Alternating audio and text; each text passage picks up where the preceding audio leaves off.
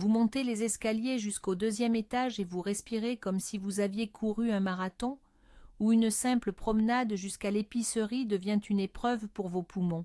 Cette sensation vous est familière, n'est-ce pas? Et aussitôt, une question inquiétante surgit dans votre esprit. Est-ce juste de la fatigue ou un signal d'alarme de votre cœur, ou peut-être vos poumons qui appellent à l'aide? Aujourd'hui, nous allons jouer les détectives et démêler cette affaire complexe.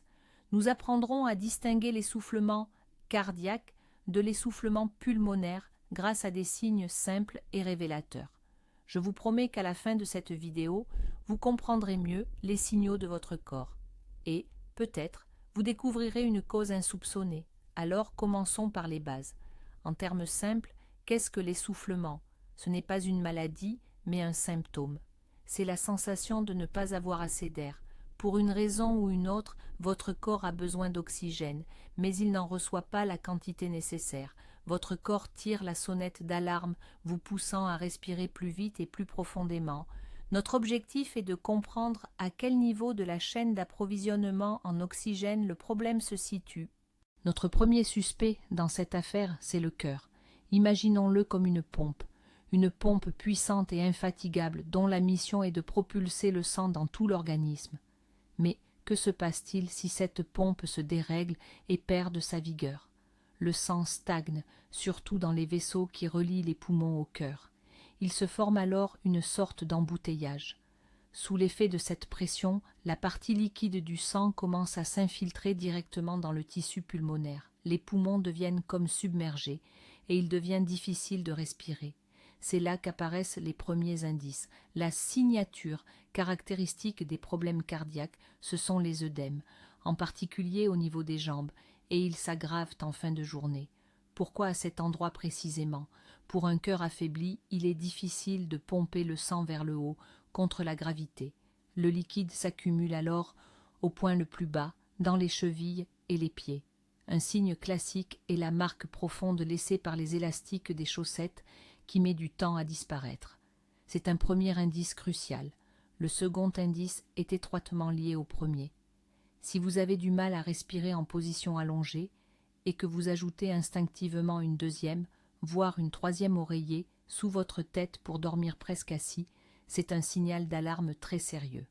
En position horizontale, la stagnation sanguine dans les poumons s'aggrave et il devient encore plus difficile de respirer. C'est un symptôme très caractéristique d'une dyspnée d'origine cardiaque. Un autre indice crucial à surveiller est la douleur ou l'inconfort thoracique. Soyez attentif à ce que vous ressentez lorsque vous marchez ou faites un effort. Est-ce qu'une sensation de lourdeur, d'oppression ou de brûlure juste derrière le sternum apparaît en même temps que l'essoufflement? Il est important de comprendre qu'il ne s'agit pas toujours d'une douleur aiguë et fulgurante, comme on peut la voir dans les films. Souvent, les personnes décrivent cela comme une sensation qu'une brique pèse sur leur poitrine ou qu'elle est serrée par un étau. Si cet inconfort survient spécifiquement à l'effort et diminue, voire disparaît complètement dès que vous vous arrêtez et vous reposez, c'est un argument très solide en faveur d'une origine cardiaque. Ensuite, écoutez attentivement le rythme de votre moteur. L'essoufflement s'accompagne-t-il de sensations étranges? Par exemple, avez-vous l'impression que votre cœur s'est arrêté un instant avant de battre très fort, ou qu'il papillonne dans votre poitrine comme des ailes de papillon, ou bat-il simplement trop vite et trop fort, sans rapport évident avec l'effort que vous fournissez?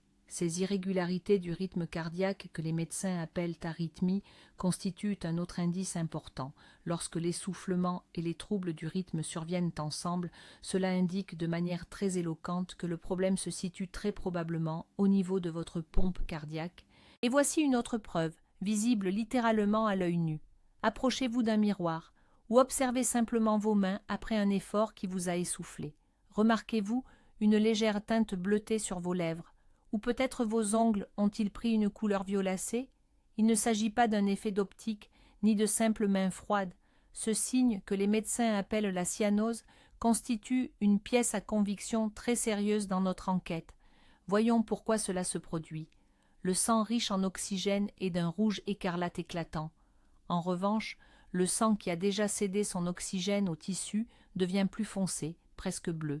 Lorsque le cœur est défaillant et fonctionne comme une pompe affaiblie, il ne parvient pas à propulser efficacement le sang à travers les poumons où il est censé se recharger en oxygène.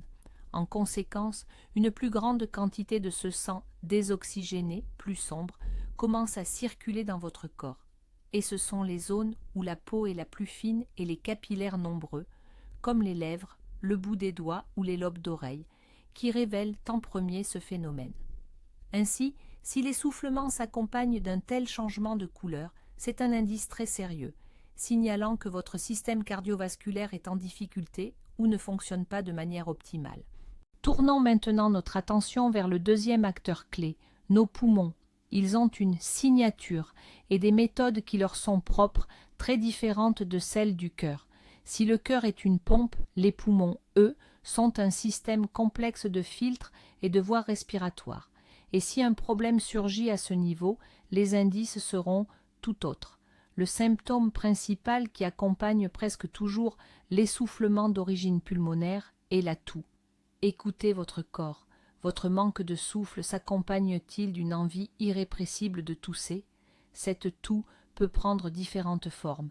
Parfois, elle est sèche, quinteuse, irritante, comme si quelque chose vous démangeait ou obstruait constamment la gorge. Dans d'autres cas, au contraire, elle est grasse, productive, avec des expectorations. Cette toux n'est pas anodine. C'est un effort désespéré de votre organisme pour dégager les voies respiratoires.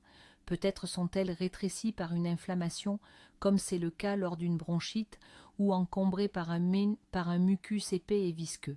L'organisme tente alors de manière réflexe d'expulser l'obstruction par un coup de toux. Par conséquent, si votre essoufflement est indissociable d'une toux persistante et gênante, surtout si elle s'intensifie en même temps que lui, cela constitue un très fort indice que la racine du problème se trouve précisément dans le système respiratoire. Un autre son caractéristique qui peut révéler des problèmes pulmonaires est la respiration sifflante. Écoutez attentivement votre respiration, surtout à l'expiration. Entendez-vous, au-delà du simple bruit de l'air, des sifflements nets ou même un sifflement aigu? C'est un indice très important. Imaginez que vous dégonflez un ballon en étirant son ouverture. Il en résulte un son fin et sifflant. Un phénomène similaire se produit dans vos voies respiratoires.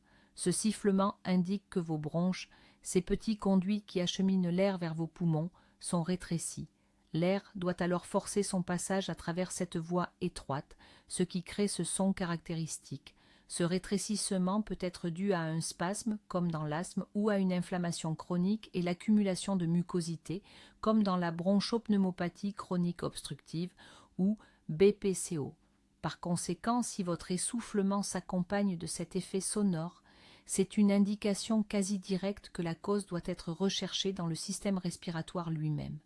C'est sa marque de fabrique.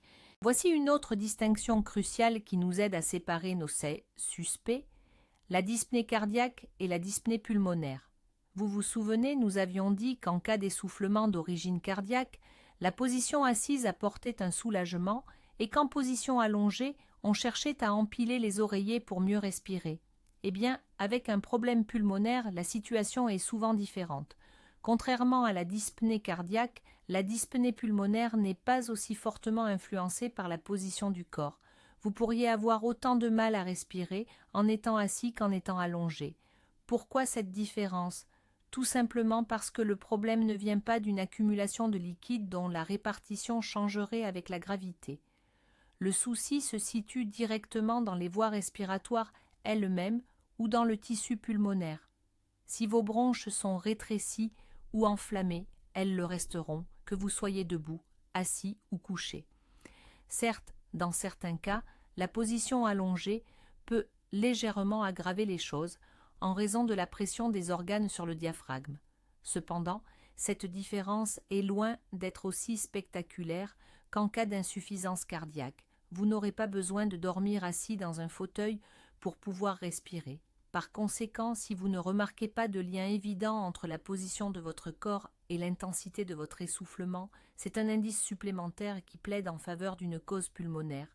Plongeons maintenant dans l'historique de nos candidats. Bien souvent, les problèmes pulmonaires sont le résultat d'une histoire qui s'écrit sur des années. repensez à votre mode de vie.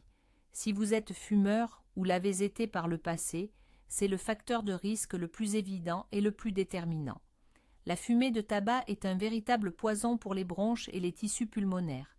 Elle provoque une inflammation chronique et les détruit progressivement. Ou peut-être votre profession vous expose-t-elle à des risques spécifiques?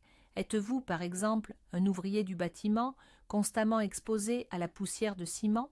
Ou exercez-vous dans une mine, une usine chimique ou en milieu agricole, des environnements où l'air est saturé de fines particules? L'inhalation de ces substances, année après année, ne reste pas sans conséquences. Les poumons tentent de se défendre, produisant davantage de mucus et s'inflammant.